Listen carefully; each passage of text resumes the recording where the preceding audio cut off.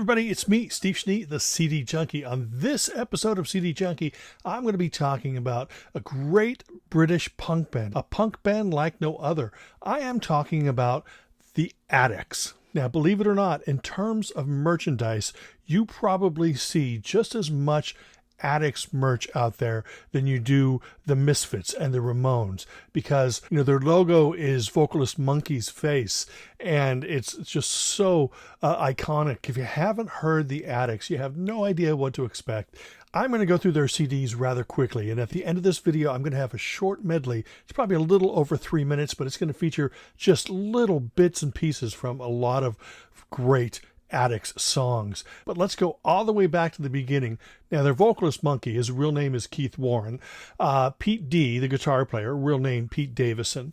Kid D, the drummer, real name Michael Davison. And for a while, their bass player was Spider, real name Mel Ellis. And he was with the band for the first maybe 15 years or so. Then he came back for another 5 or 6 years. Now, they've had other members coming in, but the Addicts are the only punk band that I can think of that ever employed a fiddle player in their band. Fiddle Dan was there from about 2005 to 2010, but they had fiddles earlier in their career. Now, the Addicts never really stuck to that standard punk formula. They were always different. Now, it's obvious that they were influenced by the Ramones and glam music. Now, their image is based on the Droogs from Clockwork Orange, but, their music isn't dark. It isn't menacing, but I guess it can be. Really, the thing about the Addicts is it's really fun. Now, it's really poppy, but it's not undertones pop. It's not jam pop or Clash pop. It's a whole different kind of pop. Super catchy, really fun, but not funny like Toy Dolls. I love Toy Dolls, don't get me wrong, but, where Toy Dolls may be a little jokey, the Addicts were really sort of straightforward, but they were having a good time. They weren't, hey, let's just tear down the establishment. They were thinking, hey, let's turn the establishment into a jungle gym, and just had a whole lot of fun while doing it. Now, the first album was Songs of Praise, came out in 1981, jam-packed full of great buzzsaw guitar, punk with great pop melodies. Now, again, I hate using the word punk pop or pop punk because they weren't that formulaic stuff. They were just real straight ahead fun, doing their own thing. And this is really a fantastic album. This is a CD that contains 2 bonus tracks, by the way. Now, this album contains Viva la Revolution, which is just really one of their most well-known songs. Great collection of songs that is called Songs of Praise. Now, this is an alternate cover. They changed the cover. This was the reissue. It's now kind of hard to find, but I would definitely recommend you checking it out if you want to have some fun melodic punk. Now, the following year, they released The Sound of Music, another great collection of songs.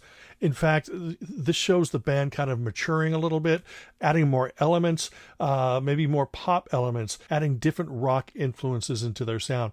Now, they're still very punk, but, they're showing growth as songwriters and as a band. Now, this is the CD that has extra bonus tracks, but, songs on this album, gosh, How Sad's a great song.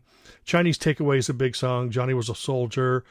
Joker in the Pack's another big song. And as you can see there in the bonus tracks, they do a cover version of I Want to Be Sedated by the Ramones, but also You'll Never Walk Alone. And sure, they have fun with it, but they really turn it into a nice anthem. Thing about the Addicts is, Monkey is the main vocalist, but they also have like chant vocals. They have chorus vocals, I don't want to say oi type stuff because it's not oi, but it is on the Captain Oi label, by the way, some of these reissues.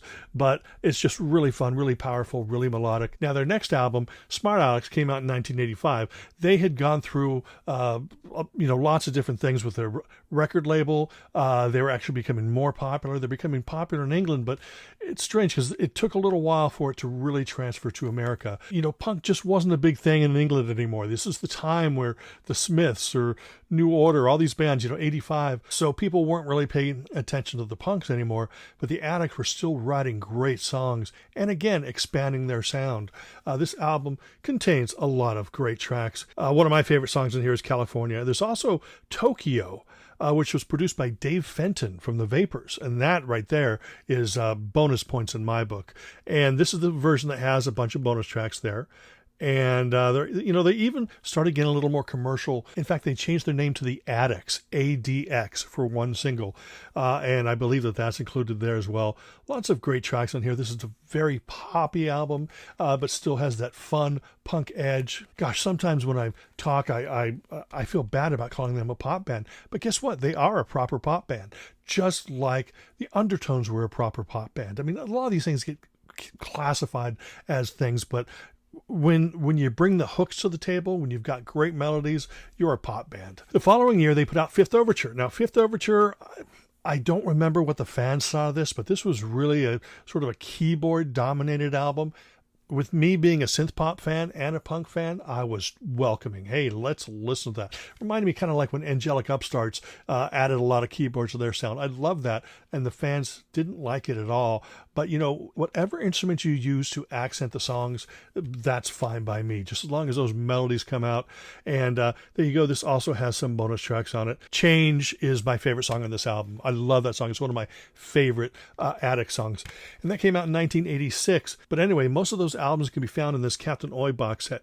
Now, the versions of Sound of Music, Smart Alex, Fifth Overture, they don't have the bonus tracks, but they do compile the bonus tracks on this fourth disc here, which is, like I said, a collection of the rarities and bonus tracks that were featured on the other versions. There's also a Live and Loud CD on there, but I don't really talk about live albums on CD Junkie episodes. I'm not a big fan of them by anybody, so I focus really on the studio albums because that's really when I think a band shines. Now, it took another 6 years, but the Addicts did return with the album 27.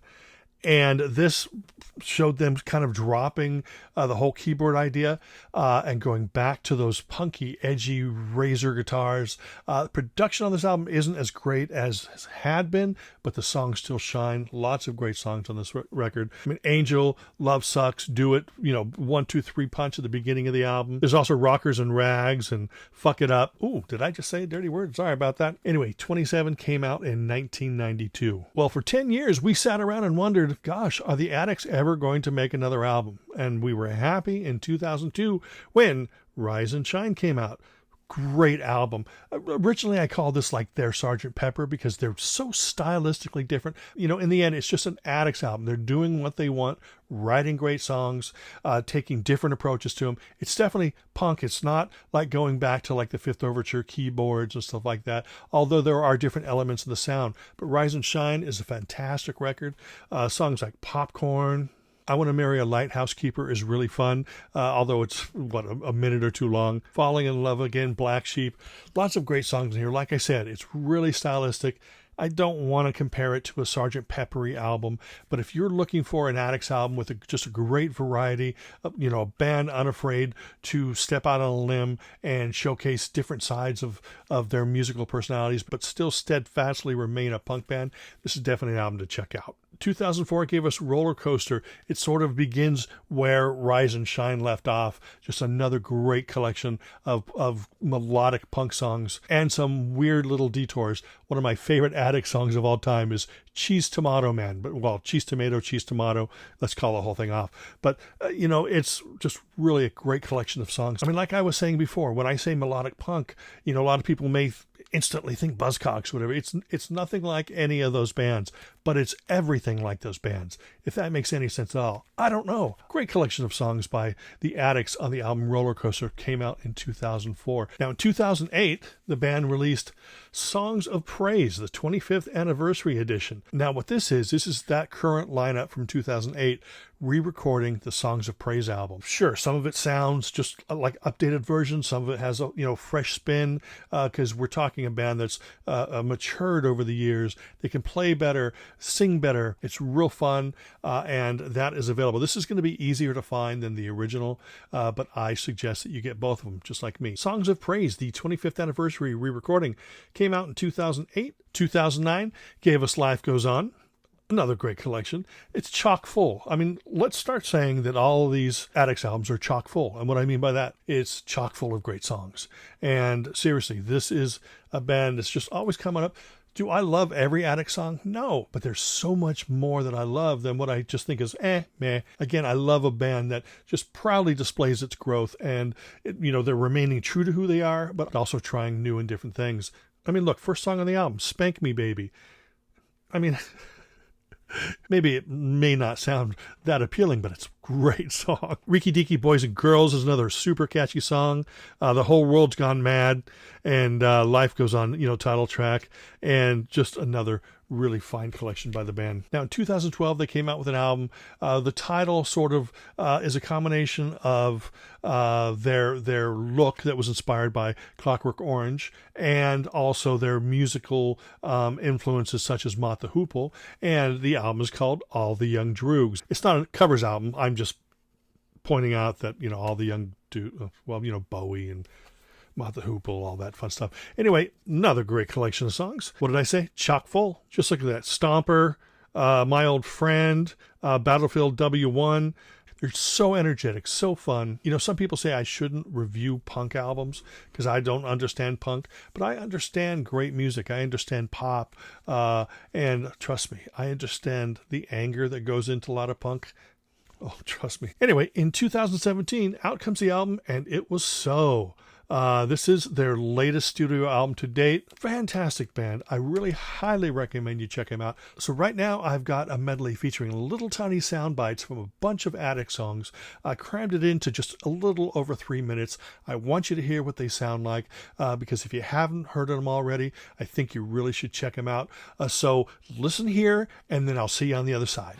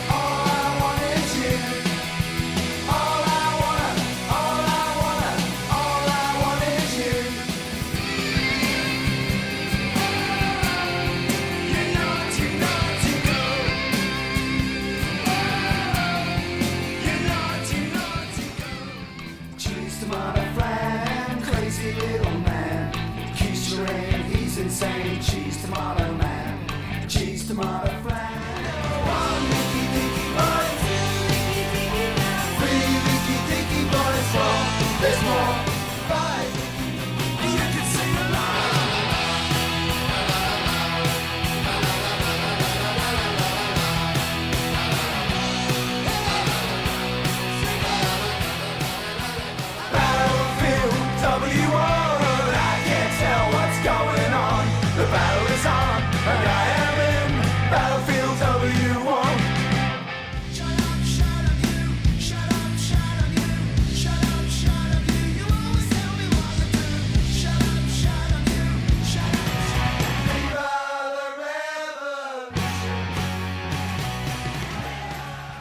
Anyway, that's it. I really appreciate you hanging out as I talked about the Addicts. Remember to like, comment, share, subscribe, to ring that bell for future notifications. And until the next time, remember me. I'm Steve Schnee, the CD Junkie.